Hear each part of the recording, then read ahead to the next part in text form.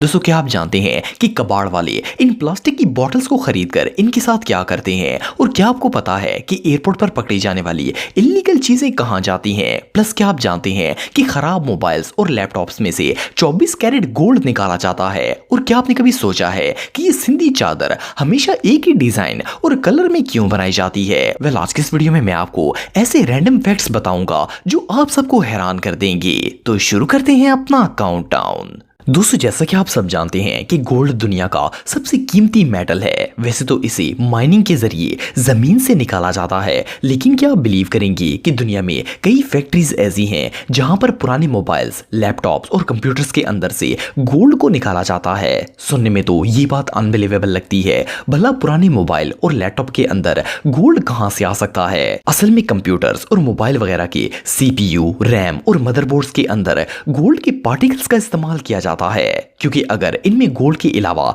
कोई और metal use किया जाए तो इनके खराब होने का खतरा होता है। कंपनीज इन मोबाइल्स को बनाने के लिए इनके अंदर स्मॉल अमाउंट में 24 कैरेट गोल्ड का इस्तेमाल करती हैं ताकि ये देर बाद चल सकें। दुनिया में बाकायदा ऐसी बहुत सी फैक्ट्रीज मौजूद हैं जो कि बाकायदा स्क्रैप में से इन खराब इलेक्ट्रॉनिक्स को बाय करते हैं और इनमें से गोल्ड को अलग करने का काम करते हैं। ये लोग इन प्रोडक्ट्स में से प्योर 24 कैरेट गोल्ड निकालते हैं और फिर इसे सेल करते हैं। ये रियली अनबिलीवेबल है। दोस्तों आप सबने इंटरनेट पर बहुत सी ऐसी वीडियोस देखी होंगी जिनमें एयरपोर्ट पर गैर कानूनी अशिया लेकर जाने वाले स्मगलर्स को पकड़ा जाता है। लेकिन क्या आपने कभी सोचा है कि एयरपोर्ट पर पकड़े जाने वाले इलीगल आइटम्स के साथ क्या किया जाता है। वेल अगर एयरपोर्ट सिक्योरिटी किसी शख्स से इलीगल फूड बरामद करती है तो वो इसे बड़े से ग्राइंडर में डालकर इस पूरे खाने को वेस्ट कर देती है। इनमें वेजिटेबल्स और बहुत सारे इलीगल आइटम्स शामिल होते हैं। इसके अलावा अगर ड्रग्स की बात की जाए तो एयरपोर्ट सिक्योरिटी जो भी ड्रग जमा करती है इन्हें एक साथ इकट्ठा किया जाता है और एक भट्टीनुमा ओवन में डाल दिया जाता है जहां ये सारा मटेरियल बर्न होके खत्म हो जाता है। मोरओवर अगर इलीगल वेपन्स की बात की जाए तो इन्हें दोबारा यूज करने की बजाय इन्हें स्टील कंपनीज को दे दिया जाता है। ये स्टील कंपनीज इन वेपन्स के मेटल को मेल्ट करके इसे मुख्तलिफ चीजें बना देती हैं। इसके अलावा अगर एयरपोर्ट या बॉर्डर पर इलीगल व्हीकल्स को पकड़ा जाए तो इन गाड़ियों को एक ह्यूज मशीन के जरिए डिस्ट्रॉय कर दिया जाता है और इन्हें यूज के काबिल नहीं छोड़ा जाता। एनीवे जो भी हो, ये फैक्ट रियली बहुत शॉकिंग है। दोस्तों अगर बर्तनों की बात की जाए तो नॉर्मली इन्हें कांच, मिट्टी या प्लास्टिक से बनाया जाता है। हमारे घर में जितनी भी क्रॉकरी यूज होती है वो ज्यादातर इन्हीं मटेरियल से बनी होती है। लेकिन क्या कोई गन्ने के छिलकों को बर्तन बनाने के लिए इस्तेमाल कर सकता है? सुनने में तो ये बात वियर्ड लगती है, भला गन्ने के छिलके से कोई बर्तन कैसे बना सकता है। लेकिन आपको जानकर हैरानगी होगी कि दुनिया में गन्ने के छिलकों से भी लाखों की तादाद में प्लेट्स बनाई जाती हैं। देखने में तो ये छिलके बिल्कुल यूजलेस लगते हैं, लेकिन ये जो फैक्ट्री आप देख रहे हैं इसमें गन्ने के छिलकों को बाकायदा परचेज करके लाया जाता है और फिर इन्हें प्रोसेस करके इनसे प्लेट्स तैयार की जाती हैं। सिर्फ इतना ही नहीं बल्कि इन प्लेट्स की क्वालिटी भी काफी अच्छी होती है और सबसे खास बात यह है कि ये मटेरियल इको फ्रेंडली होता है, इसलिए पोल्यूशन का सबब नहीं बनता।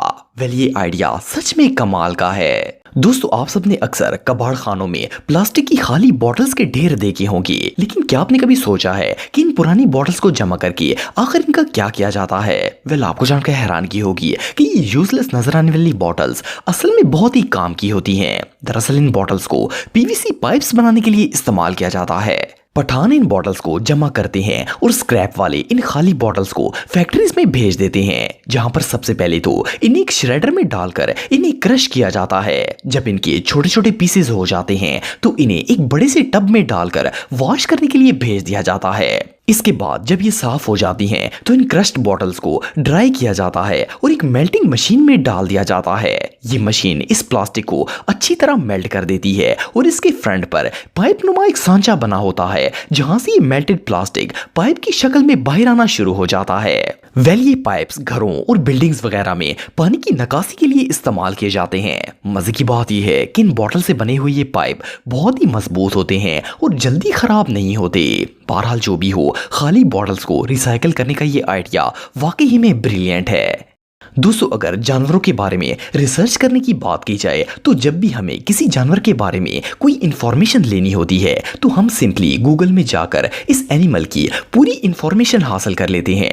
इवन हम ये भी सर्च कर सकते हैं कि इस जानवर के कितने टीथ हैं और वो क्या खाता है और इसकी बॉडी का एक एक पार्ट किस तरह काम करता है। लेकिन क्या आपको पता है कि जानवरों के बारे में इस इंफॉर्मेशन को हासिल किस तरह किया जाता है?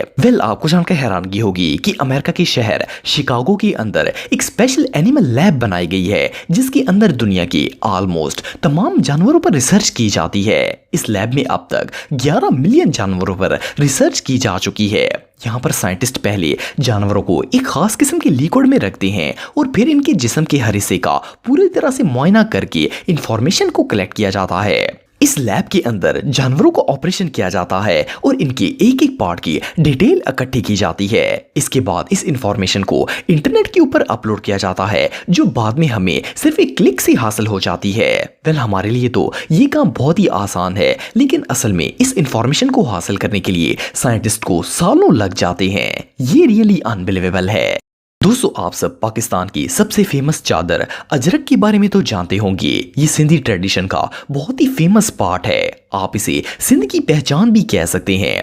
वैसे तो पाकिस्तान के अंदर ये चादर बिल्कुल नॉर्मल है, लेकिन आपको जानकर हैरानगी होगी कि इसका ये डिजाइन आज से तकरीबन 5000 साल पुराना है। आपने नोट किया होगा कि अजरक वाली चादर का कलर और डिजाइन ऑलमोस्ट हमेशा ही सेम होता है। असल में इस चादर का ये खास डिजाइन एंशिएंट अरब के दौर से ही चलता आ रहा है। उस दौर में भी ये बहुत ही फेमस थी और इसे बनाने का तरीका भी बहुत ही खास था। कदीम अरब के लोग सिंधी चादर के डिजाइन को हाथों से कशीदाकारी करके बनाया करते थे। सिर्फ इतना ही नहीं बल्कि ये चादर बहुत ही एक्सपेंसिव भी हुआ करती थी और इसे सिर्फ अमीर लोग ही इस्तेमाल करते थे। हालांकि आजकल के दौर में भी इसका डिजाइन वही है, लेकिन अब इसे मशीन्स के जरिए बनाया जाता है। सबसे मजे की बात यह है कि 5000 साल गुजरने के बावजूद भी अजरक का डिजाइन वैसे का वैसा ही है और इसमें कोई चेंजेस नहीं आई। इवन के लोग इसे बहुत ही शौक से इस्तेमाल भी करते हैं। ये रियली अनबिलीवेबल है। दोस्तों अगर कार के टायर्स की बात की जाए तो ये मुसलसल रोड पर चलने की वजह से कुछ अरसे बाद पुराने हो जाते हैं और लोग इन्हें चेंज करके नए टायर्स लगवा लेते हैं। वैसे तो दुनिया के ज्यादातर ममालिक में इन टायर्स को रिसाइकल करके इनसे मुख्तलिफ चीजें बनाई जाती हैं, लेकिन आपको जानकर हैरानगी होगी कि कुवैत दुनिया का एक ऐसा मुल्क है जहां पर कार के टायर्स को रिसाइकल नहीं किया जाता। यहाँ पर टायर्स को रिसाइकल करना मना है और हुकूमत ने इस पर पाबंदी लगा रखी है। इस कंट्री के लोग टायर्स को रीयूज नहीं करते बल्कि इन्हें एक बड़े से रेगिस्तान में फेंक दिया जाता है।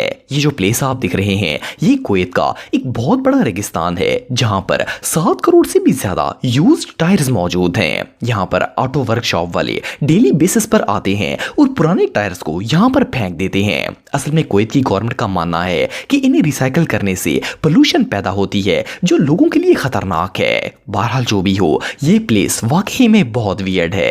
दोस्तों जैसा कि हम सब जानते हैं कि हमारी ये जमीन मट्टी से भरी पड़ी है और इस प्लेनेट पर मट्टी की कोई वैल्यू नहीं है। इसकी वजह ये है कि ये हर जगह इजीली अवेलेबल होती है। लेकिन क्या आपको पता है कि मार्स प्लेनेट की मट्टी कितनी एक्सपेंसिव है? आपको जानकर हैरानगी होगी कि मार्स की 2 पाउंड मट्टी की कीमत 9 अरब डॉलर से भी ज्यादा है।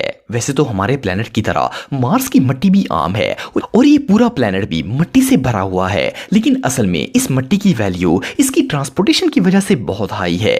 नासा के मुताबिक अगर मार्स से 1 किलो मट्टी जमीन पर लानी हो तो इसके लिए इन्हें एक नहीं बल्कि 3 रॉकेट्स को लॉन्च करना पड़ेगा और नासा ऑलरेडी इस प्रोजेक्ट पर काम भी कर रहा है। असल में मार्स से जमीन पर मट्टी लाने की कोशिश की जा रही है ताकि इसे एग्जाम किया जा सके कि इस मट्टी की नौयत कैसी है और इससे पता चल जाएगा कि इंसान मार्स के ऊपर आबाद हो सकते हैं या फिर नहीं हो सकते। हालांकि ये है तो मट्टी ही, लेकिन इसे लाने का प्रोसेस बहुत ही एक्सपेंसिव है। एक्सपर्ट्स के मुताबिक ये दुनिया का सबसे कॉस्टली सब्सटेंस होगा और इसके एक एक पार्टिकल्स की कीमत लाखों रुपए में होगी। एनीवे कुछ सालों में आपको मार्स की मट्टी भी देखने को मिल जाएगी। तो दोस्तों आज के लिए बस इतना ही। उम्मीद आपको वीडियो पसंद आई होगी। अगर आप मुझे इंस्टाग्राम पे फॉलो करना चाहते हैं तो दी हैदर टीवी पे आप मुझे फॉलो कर सकते हैं। मिलता हूं आपसे नेक्स्ट वीडियो में, तब तक के लिए अल्लाह हाफिज।